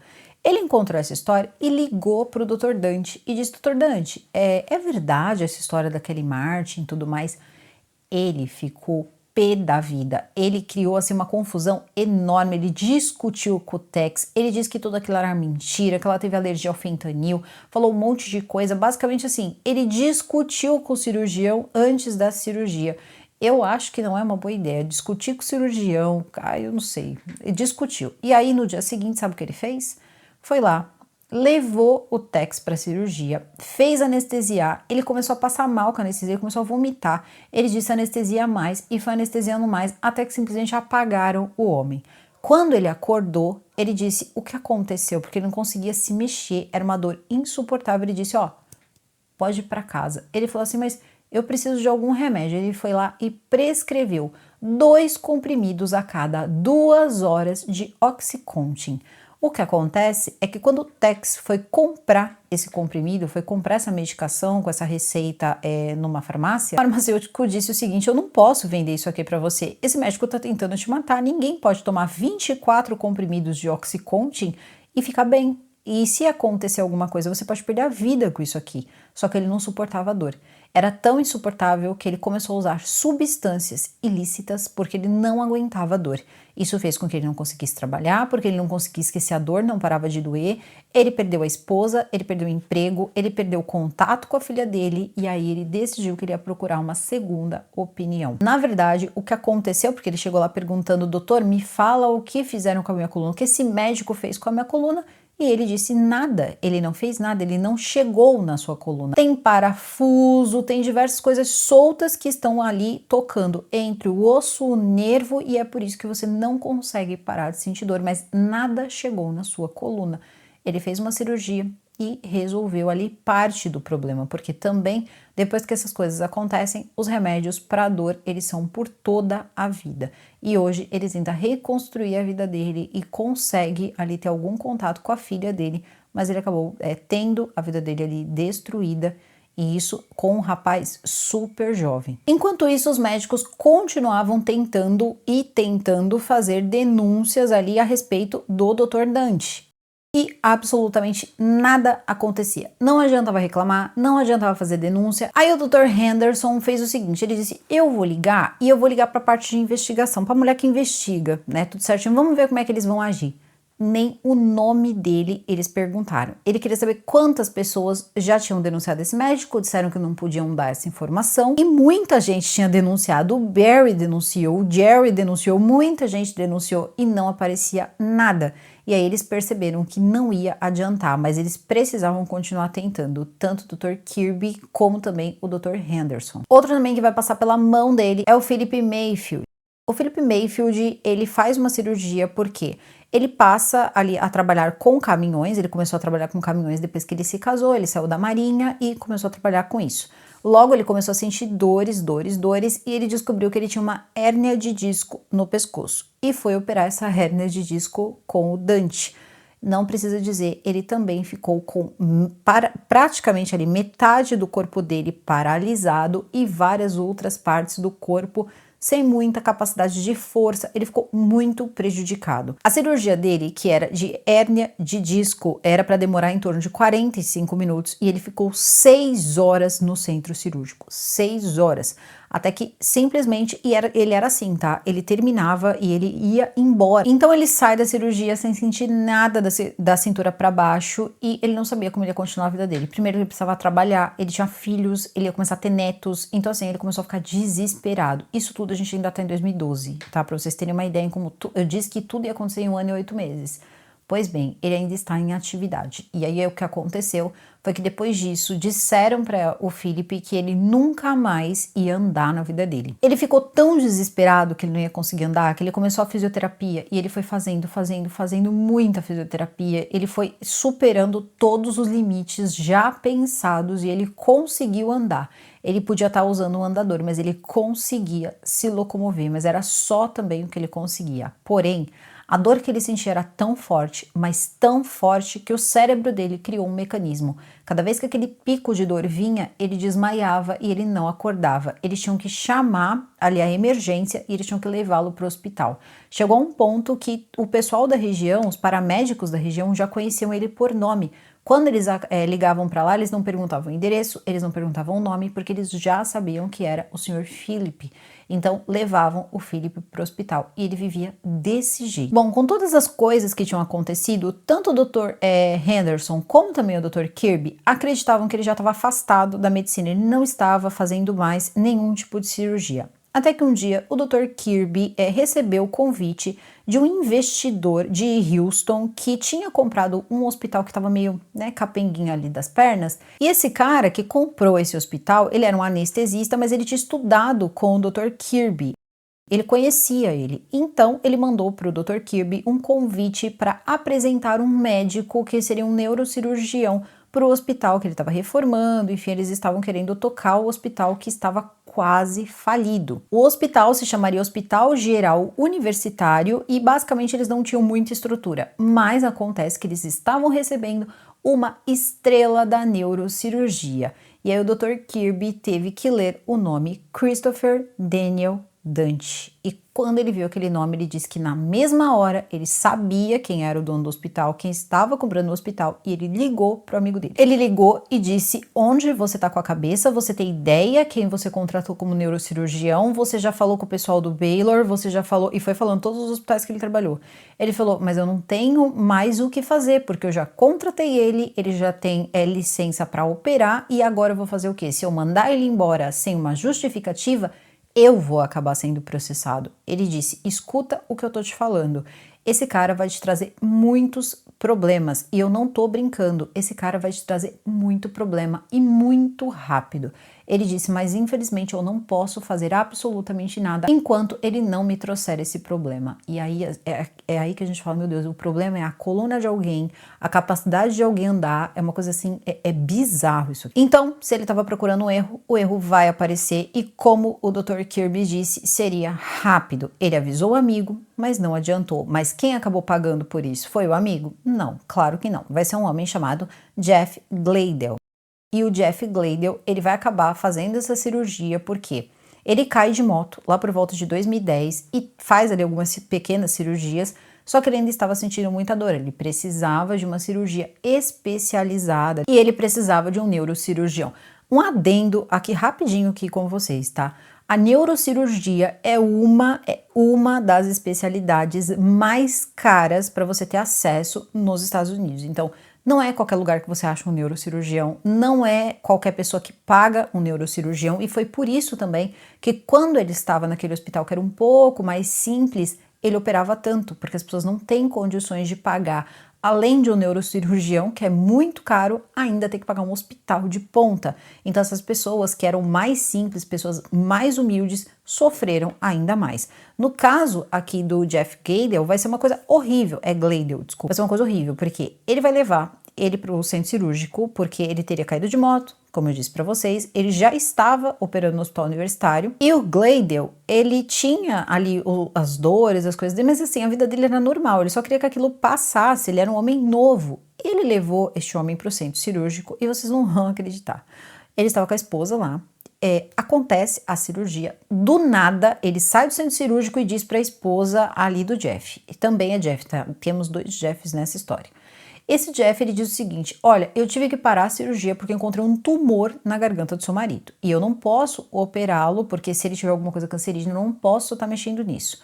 Tudo bem, só que quando ele voltou, basicamente ele da anestesia, ele não conseguia falar, ele não conseguia se mover, ele não conseguia fazer nada e ele não estava conseguindo entender o que tinha acontecido com ele, já que a cirurgia nem mesmo tinha sido feita. Bom, ele saiu da cirurgia com um dreno aqui, um dreno, e ele começou a passar mal, passar mal, passar mal, e as enfermeiras começaram a perceber que aquele dreno saía saliva, pus daquilo ali, que estava muito infeccionado, e aquilo tudo foi se tornando um grande problema, até que este homem, que era amigo do Dr. Kirby, que estava na cola dele já há muito tempo, falou o seguinte: chama o Dr. Kirby para poder me ajudar aqui com esse paciente, porque foi esse médico. Ele me avisou e agora eu preciso dar um jeito de resolver a situação com esse médico.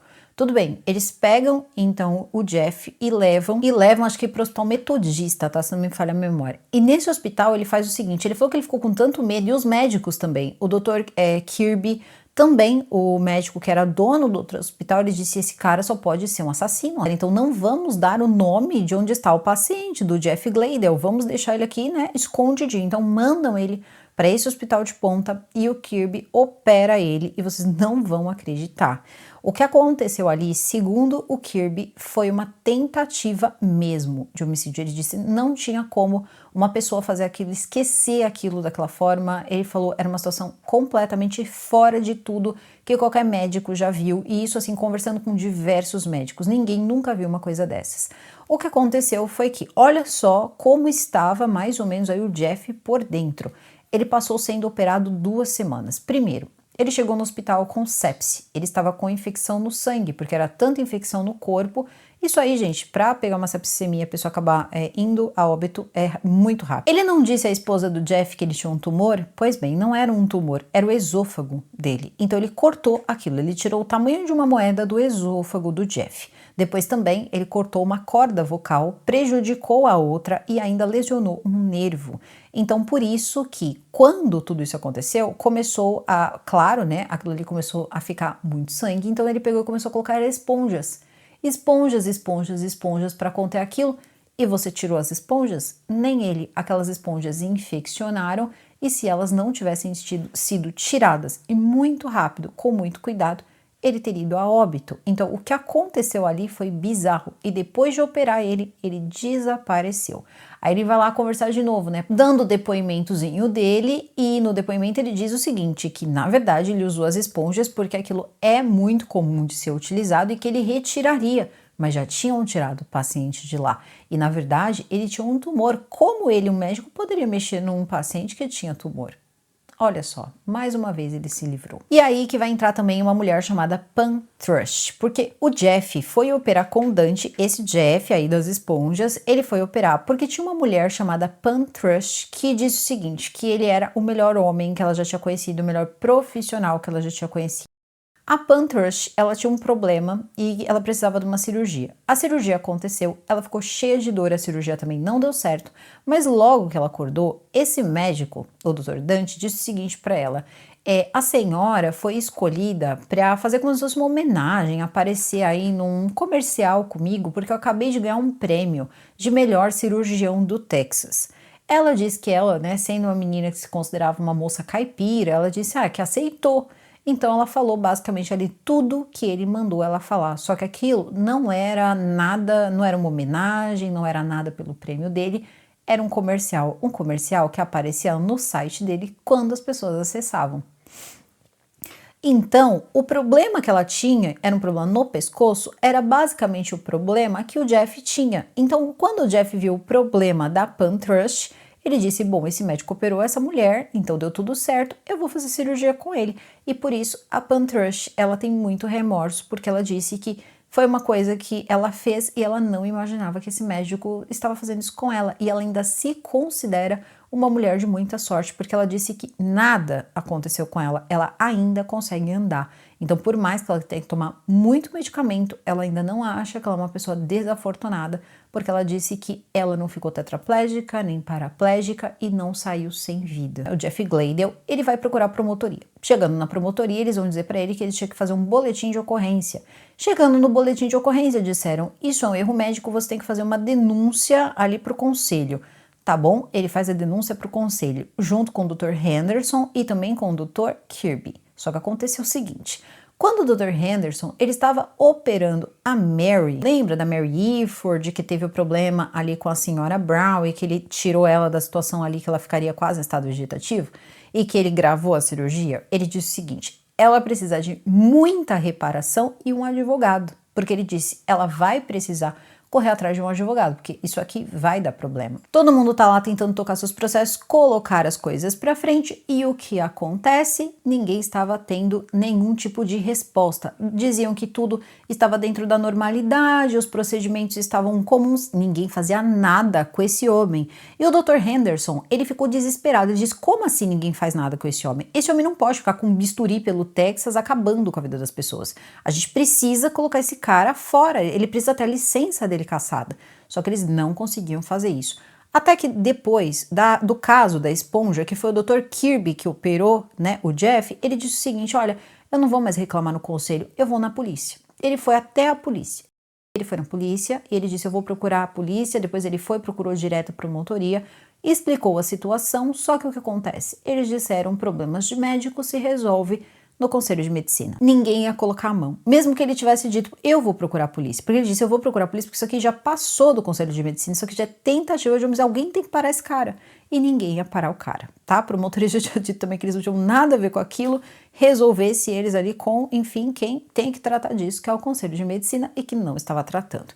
Depois dessa situação toda, o que aconteceu é que entra uma advogada no meio, que foi o Dr. Henderson, que teria inclusive entrado ali, dito que a Mary precisava, e essa advogada disse o seguinte, vocês imaginem só você receber 250 mil, né, para passar uma situação dessa, que é o que eles recebem de indenização, é o máximo. E a promotoria jamais colocaria a mão nisso, jamais, porque é o tipo de coisa que não acontece, né? Pessoas ali julgarem o médico, isso aí não acontece, isso acontece com o órgão ali responsável, o Conselho de Medicina e tudo mais. Só que o que estava acontecendo ali, gente, era ali basicamente uma coisa em série mesmo, era criminoso mesmo, bem criminoso. Era como se esse homem, certas vezes, ele estivesse fazendo coisas de propósito, né? Tinha dolo. E esse homem vivendo a vida, conseguindo empregos e conseguindo machucar pessoas, disseram chega. Até que basicamente disseram o seguinte, olha, nada vai parar esse homem, tem uma coisa que vai parar esse homem, a mídia. E aí que eles colocam a mídia no meio. A mídia fala com o Conselho de Medicina, o Conselho de Medicina nega que tenha recebido denúncias, disseram que não sabia de nada, depois também negaram falar com o documentário, mas acontece que depois que eles colocaram a mídia no meio, ele teve a licença dele suspensa, mas não cassada. 6 meses depois ela foi cassada, então ele não podia mais exercer a medicina. E aí os rapazes tinham conseguido, os 2 médicos conseguiram que ele tivesse a licença cassada. Mas ele foi preso? Não. Ele responderia por isso? Ainda não. Vocês não acreditam por que ele vai acabar, entre aspas, aí respondendo ou sentando ali em frente a um xerife? Bom, depois disso, então, com a licença cassada, o que mais seria dele, né? Porque dinheiro ele tiraria de onde? Não conseguiria emprego. Então, ele acabou perdendo o casamento dele também. A mulher dele disse que eles receberam ameaças, diversas coisas. Eu não acredito nisso. Porque a polícia foi até a casa, não encontrou nada que corroborasse com a história dela e, mais uma vez, esse cara já tinha aprontado de tudo e ela continuava ali, né? Ali com ele, tudo certo, ele já tinha até mesmo terminado com ou melhor, né? Ele tomou um chifre daquela Morgan, da Kimberly Morgan, começou a ter um caso com outro cara, não quis mais ficar com ele, teve que responder algumas coisas ali a respeito da conduta dele, mas também não aconteceu nada com ela. E aí também é aquilo, ele teve essa situação com a Kimberly Morgan, mas ele era apaixonado pela Kimberly Morgan e ele vai fazer uma coisa depois, que é mandar um e-mail para a advogada que estava representando as vítimas, e não foi uma coisa legal.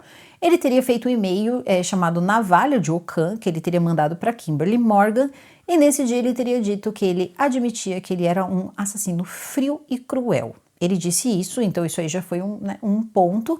E depois também, conforme as coisas estavam acontecendo, ele manda um e-mail para a advogada que estava cuidando de todos os pacientes e ali naquele e-mail ele começa a divagar, tá? Ele diz o seguinte para ela, ele diz: olha, você é uma burra, chama ela de burra, de feia, de chata, uma coisa bem quinta série. Depois disso, você é incompetente pra caramba, mas se você quiser, você vai me pagar, você vai me contratar e eu vou ajudar você a processar o Baylor, aquele primeiro hospital que ele trabalhou.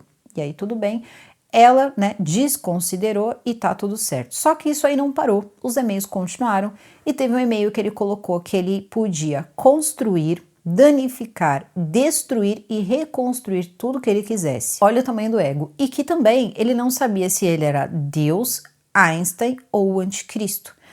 Mas ele sabia que sim, ele podia ser um assassino frio e calculista. Então, tudo isso foi mandado para o tribunal uma determinada hora aí, que já tá chegando, prometo para vocês, porque eu já não tô nem mais conseguindo olhar para essa luz, mas vamos lá.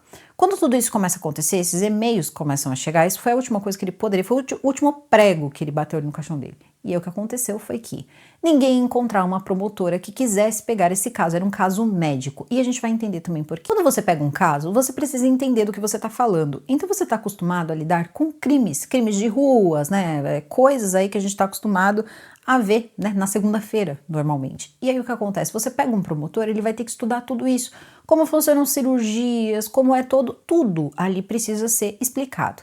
E aí o Jeff, desesperado já com essa situação parada dele, e o Jeff que eu tô falando é o das esponjas, ele vai fazer o seguinte, ele vai procurar uma promotora e ele vai encontrar uma. Ele vai falar com um promotor que vai indicar uma promotora que na verdade era uma promotora assistente.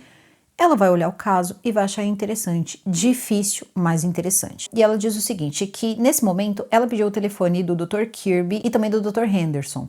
Ela pediu porque ela queria explicações médicas sobre as coisas que tinham dado errado com os pacientes ali nas salas. E esses médicos ficaram lá dando as explicações que ela precisava. Ela passou dias, ela passou noites estudando esse processo e a advogada disse para os doutores: vocês nem esperem nada, não acontece nada, esse caso não vai sair de lá, esse caso não vai para frente. Ela leu todas as denúncias, ela tentou entender tudo, ela ofereceu ali a denúncia, o processo, levou aquilo para o juiz e foi aceito. Pela primeira vez, um médico seria julgado criminalmente, assim, ó. Você fez um crime aqui, você não exerceu medicina de forma errada. Não, é homicídio doloso ou culposo, você vai ter que responder.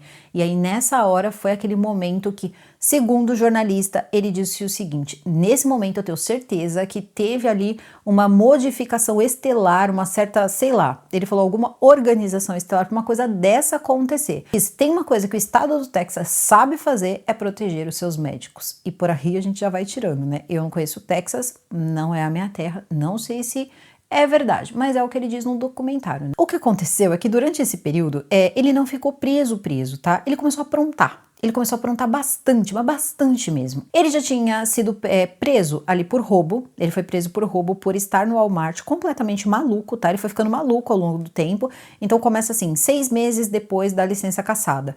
Ele estava batendo com as mãos e com a cabeça num banco e acabou sendo levado para uma clínica ali rapidamente para ver se ele não estava em surto. Depois, ele acabou sendo preso porque ele estava saindo sem pagar com um carrinho do Walmart, tá? Ele acabou preso e ele pegou 12 meses de condicional. Depois ele também foi lá e deu uma surra também na namorada, né? Namorada barra esposa, e os dois se separaram, cada um foi para uma casa, aí ela sentiu muita saudade dele, foi ver como é que ele estava. Ele deu outra surra nela, mas ela voltou grávida. Então, ele tinha 2 filhos com ela. Resumindo, né? Uma situação difícil. E aí o que aconteceu foi que ele foi aprontando, e as pessoas se perguntaram: peraí, mas você não é aquele cara que era o médico, que todo mundo diz que feriu várias pessoas? E aí esse assunto todo ele volta. E é aí que as pessoas começam então a dar um crédito. E a moça já queria colocar o processo pra frente, ela já conseguiu, porque ele também já estava ajudando bastante. Ele abriu falência, gente. Com 16 meses que ele estava com a licença cassada, ele abriu falência.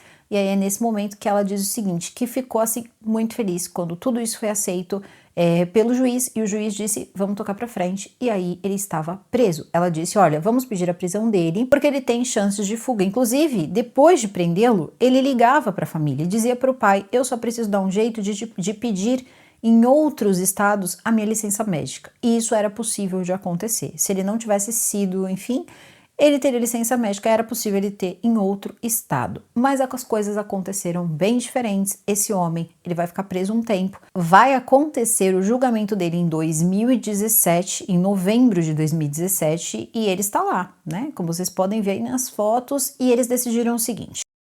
Ela foi cautelosa, ela disse, eu ia pegar um caso que exemplificava bem e que eu ia ter muitas provas do que ele fez, que foi o da Mary Iford, porque o caso da Mary Iford foi o caso que o Dr. Henderson teve que fazer a correção e que ele gravou.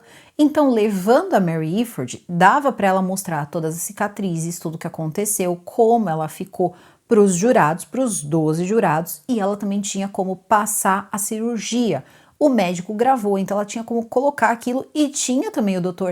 Henderson para poder dar o depoimento dele. Então parecia uma coisa mais completa para ela. Se o juiz permitisse, ela iria trazer os outros, mas o juiz precisava permitir. Tudo bem, aconteceu tudo isso, os médicos deram o depoimento, inclusive o Dr. Kirby, e aí o que aconteceu foi que eles chamaram os outros também, tá? O juiz disse que não, que os outros também tinham o direito de contar o que aconteceu com eles, e foi uma coisa que eu fiquei emocionada, hein? Todo mundo contou as suas histórias, isso em 2017, e ninguém imaginava que ele seria condenado, acharam que ele poderia, na verdade, pegar, porque ele seria responsável, todos contaram suas histórias, mas o caso ali era com a Mary Iford, então ele podia pegar de 2 anos a prisão perpétua por ter cometido tentativa de homicídio doloso contra uma idosa. Então isso podia variar de 2 anos a prisão perpétua, mas seria assim absurdo prisão perpétua para um caso desse. Ele poderia pegar, na verdade, 2 anos e era o que eles acreditavam que ele pegaria. Bom, primeiro todos ficaram muito felizes e muito emocionados por terem a oportunidade de contar suas histórias, porque tinha sido uma coisa que nem isso eles tinham tido como fazer ainda, e o que aconteceu foi que depois disso eles aguardaram um tempo e no dia 20 de fevereiro ele foi declarado culpado pelos jurados, os jurados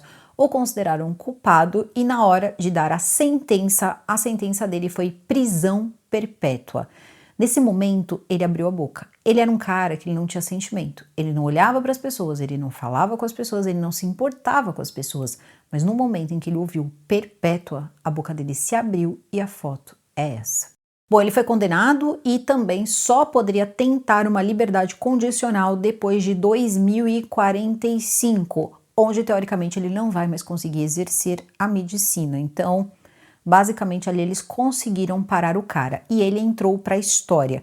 Mesmo assim, eles ficaram com muito medo durante esse processo, então diversas revistas falaram sobre esse caso e quando ele foi condenado, isso ficou muito maior e ele é conhecido até os dias de hoje nos Estados Unidos como o Dr. Morte. Todo mundo sabe quem é quando você fala, né? Isso, quando você fala Dr. Death. E então, falou isso, sabem quem é. E ele também foi o primeiro médico a ser julgado em uma corte ali, uma corte criminal, em um julgamento ali criminal. E é por isso que esse é um caso histórico, por todos os motivos errados, mas é um caso histórico. E também expõe, desde ali praticamente, desculpa ali, né, a questão toda, enfim, da coluna vertebral do problema, que é a quantidade de dinheiro que esses hospitais lucram. Por quê? Todos acabavam contratando ele, porque eles sabiam a mina de dinheiro que era ter um neurocirurgião no hospital. Então eles aguentavam, eles passavam pano, eles acabavam protegendo ele, porque não apenas trazia dinheiro para o hospital, mas também trazia até para outras especialidades, saber que aquele hospital era um hospital tão bom que tinha um neurocirurgião. Vocês estão conseguindo entender que é uma coisa meio que uma reação em cadeia e um vai acobertando o outro, acobertando, e as coisas vão passando. E não teve mudança não. O Hospital Baylor, eles colocam lá que o Hospital Baylor, depois disso, começou a ter muito mais cuidado ali na hora de, né, de coisas, as pessoas mudaram as suas condutas, mas isso tudo é para inglês ver, tá? Isso aí até o pessoal mesmo comentou que não muda e que todos estão sujeitos a esse tipo de coisa e que é muito importante a denúncia e que quando um médico tenha coragem de fazer isso, que não pare no meio do caminho, que vá até o fim. Por quê? Ele e o Dr. Henderson, eles foram até o fim, mas eles estavam lidando com um homem que eles esconderam a identidade do Jeff, o Jeff das esponjinhas, porque eles estavam com medo do cara. Eles ficaram com medo que o homem aparecesse no hospital e fizesse alguma coisa contra a vida dele. Então, assim, eles acreditavam piamente que eles estavam lidando com assassino em série. Essa era a crença desses médicos. Então, eles, na cabeça deles, eles estavam contendo o assassino em série. Só que eles disseram, ele tem outro tipo de arma, ele usa um bisturi. Então, é uma coisa que você tá lá entregue, anestesiado, é uma coisa bizarra. E, sinceramente, eu acho que tinha que servir de exemplo, determinadas condutas não devem ser cuidadas aí pela parte de, esse pessoal aí médico, aí vamos denunciar aqui pro conselho. Não adianta nada, tá? Principalmente quando a gente assiste essas séries, que são séries médicas, a gente percebe muito bem como é que funciona e agora, na prática, nós estamos vendo como isso funciona. É uma coisa bizarra, parece que você está assistindo uma série, daquelas séries mesmo que quer fazer uma crítica, né, uma crítica social. Não precisa, não precisa. Essa história já é tudo que a gente precisa saber e a gente achando que essas séries às vezes dão uma exagerada. Não, não, elas vão até bem leve, viu? Bem de leve mesmo. Eu fiquei impressionada com a capacidade que uma pessoa tem de saber que está liberando um camarada desse para trabalhar com bisturi em outro hospital, deixando a ficha dele limpinha, limpinha, fazendo acordo, ó. Baylor, um hospital de ponta, era um hospital de ponta, e o cara fazendo um negócio desse. É uma coisa bizarra. O cara deixou o próprio amigo tetraplégico, ele quase decapitou o homem e tava lá. Não parou nem para ir lá dar uma olhada para ver como é que ele tava. Nada. Absolutamente nada. Eu gostaria muito que todos vocês tivessem a oportunidade de assistir essa série, porque você vai perceber que ele sabia que ele não sabia o que ele estava fazendo. Ele tinha certeza que ele não sabia. Tanto que ele comemorava, né? Ele dizia como se fosse aí, né? Consegui resolver, né? Salvei essa vida. Só que, na verdade, ele sabia que ele não tinha a menor capacidade. Ou se ele tivesse capacidade, ele sabia o que ele estava fazendo. É como se aquilo trouxesse prazer a ele. Ele nem voltava para olhar para trás. Ele não voltou para ver o próprio amigo, tá? Então, assim, é uma coisa assim realmente criminosa. Tinha que ter sido tratado como foi tratado. Prisão perpétua para ele é a pena correta e tem mais, tá? Passa também o destino de todos que apareceram no documentário. E de todos tiveram muitas cirurgias, muitos problemas ali pela frente, mas estavam tentando levar a vida. Porém, o senhor Philip, a esposa dele era completamente apaixonada por ele. Ele era uma pessoa que desmaiava, como eu falei para vocês, a existência dele não passou a ser uma existência sinceramente muito digna, porque é um homem que fazia de tudo, simplesmente começar a andar com andador e ainda desmaiar de dor, o cérebro criar esse mecanismo e as pessoas conhecerem ele pelo nome quando chamava emergência, sabe? Uma coisa muito triste. Mas, infelizmente, ele teve complicações devido à condição dele durante o período, né, das máscaras e ele acabou indo a óbito. Infelizmente, ele faleceu no ano de 2021. E também, no caso, o Jerry, que tinha sido aquele amigo dele, o Jerry Summer, ele também, em 2021, acabou falecendo. Só que no caso do Jerry Summer, colocam ali também que tinha sido pelo mesmo motivo, né, que ele teria se contaminado, mas eu percebi também que ele tinha feito algumas outras cirurgias, então isso fica um pouco nebuloso e, enfim, eles só colocaram tanto no Philip como também no Jerry Summer que eles teriam falecido no ano de 2021, mas não colocaram os motivos. Eu fui atrás porque eu fiquei com o coração muito apertado, tanto com um como com o outro, e aí quando eu vi que tinha sido por esse motivo, achei interessante trazer, porque o documentário é muito longo, o vídeo ficou muito longo, eu acabei indo pesquisar outras coisas e eu acabei, sinceramente, me apegando com as histórias, e eu queria até ter mais tempo, enfim, falar mais sobre essas pessoas, mas eu acho que eu já trouxe o suficiente e é por isso, por tudo isso, que de 38 pessoas que esse homem operou em 1 ano e 8 meses, ele teve 31 pessoas nessas condições, em condições deploráveis, pessoas que saíram de lá mutiladas e também 2 óbitos. Então é por isso que ele foi o primeiro médico a ser condenado criminalmente nos Estados Unidos. Ele é um marco histórico, né? É histórico esse caso, justamente por isso. E até os dias de hoje, lá morando na penitenciária, ele ainda é o Dr. Morte. Eu vou ficando por aqui, o vídeo fica por aqui. Você encontra essa série na Universal+, eu não sei se em outros lugares também eu encontrei lá. E vocês podem assistir, tá dublada, são 4 episódios e é emocionante. Então, assim, se preparem, eu espero que vocês tenham gostado, espero que vocês não tenham ficado entediados. Eu gostei muito dessa série. E eu trouxe essa questão da startup também, porque é o seguinte, a gente também conhece a história da moça da gota de sangue. Vocês lembram quantos médicos importantes, médicos ricos, famosos, que estavam lá pagando para aquela menina fazer aquela besteira, a máquina que com uma gota conseguiria dar todo o diagnóstico, todas as doenças que a pessoa poderia ter pela vida toda, que eu trouxe aqui, a maluca da gota de sangue do Vale do Silício? Pois bem, vocês lembram dos investidores. Então, será que nesses negócios de startup que ele começou a fazer também não tinha um monte de médico envolvido? Né? Porque esse cara, ele era bem seguro, mas bem seguro mesmo. Coloca aqui nos comentários o que vocês pensam sobre tudo isso. Vocês consideram esse cara um serial killer? Eu considero, tá? Não sei vocês, eu considero. E eu acredito que isso pode ter virado, né, os motivos e a coisa toda pode ser sim por ele ter tido essa frustração, essa coisa de eu não consegui chegar onde eu queria, e isso começou com toda certeza com o pai dele, com a frustração do futebol, com o pai dele que talvez disse para ele, olha, você não tem como levar a faculdade de medicina.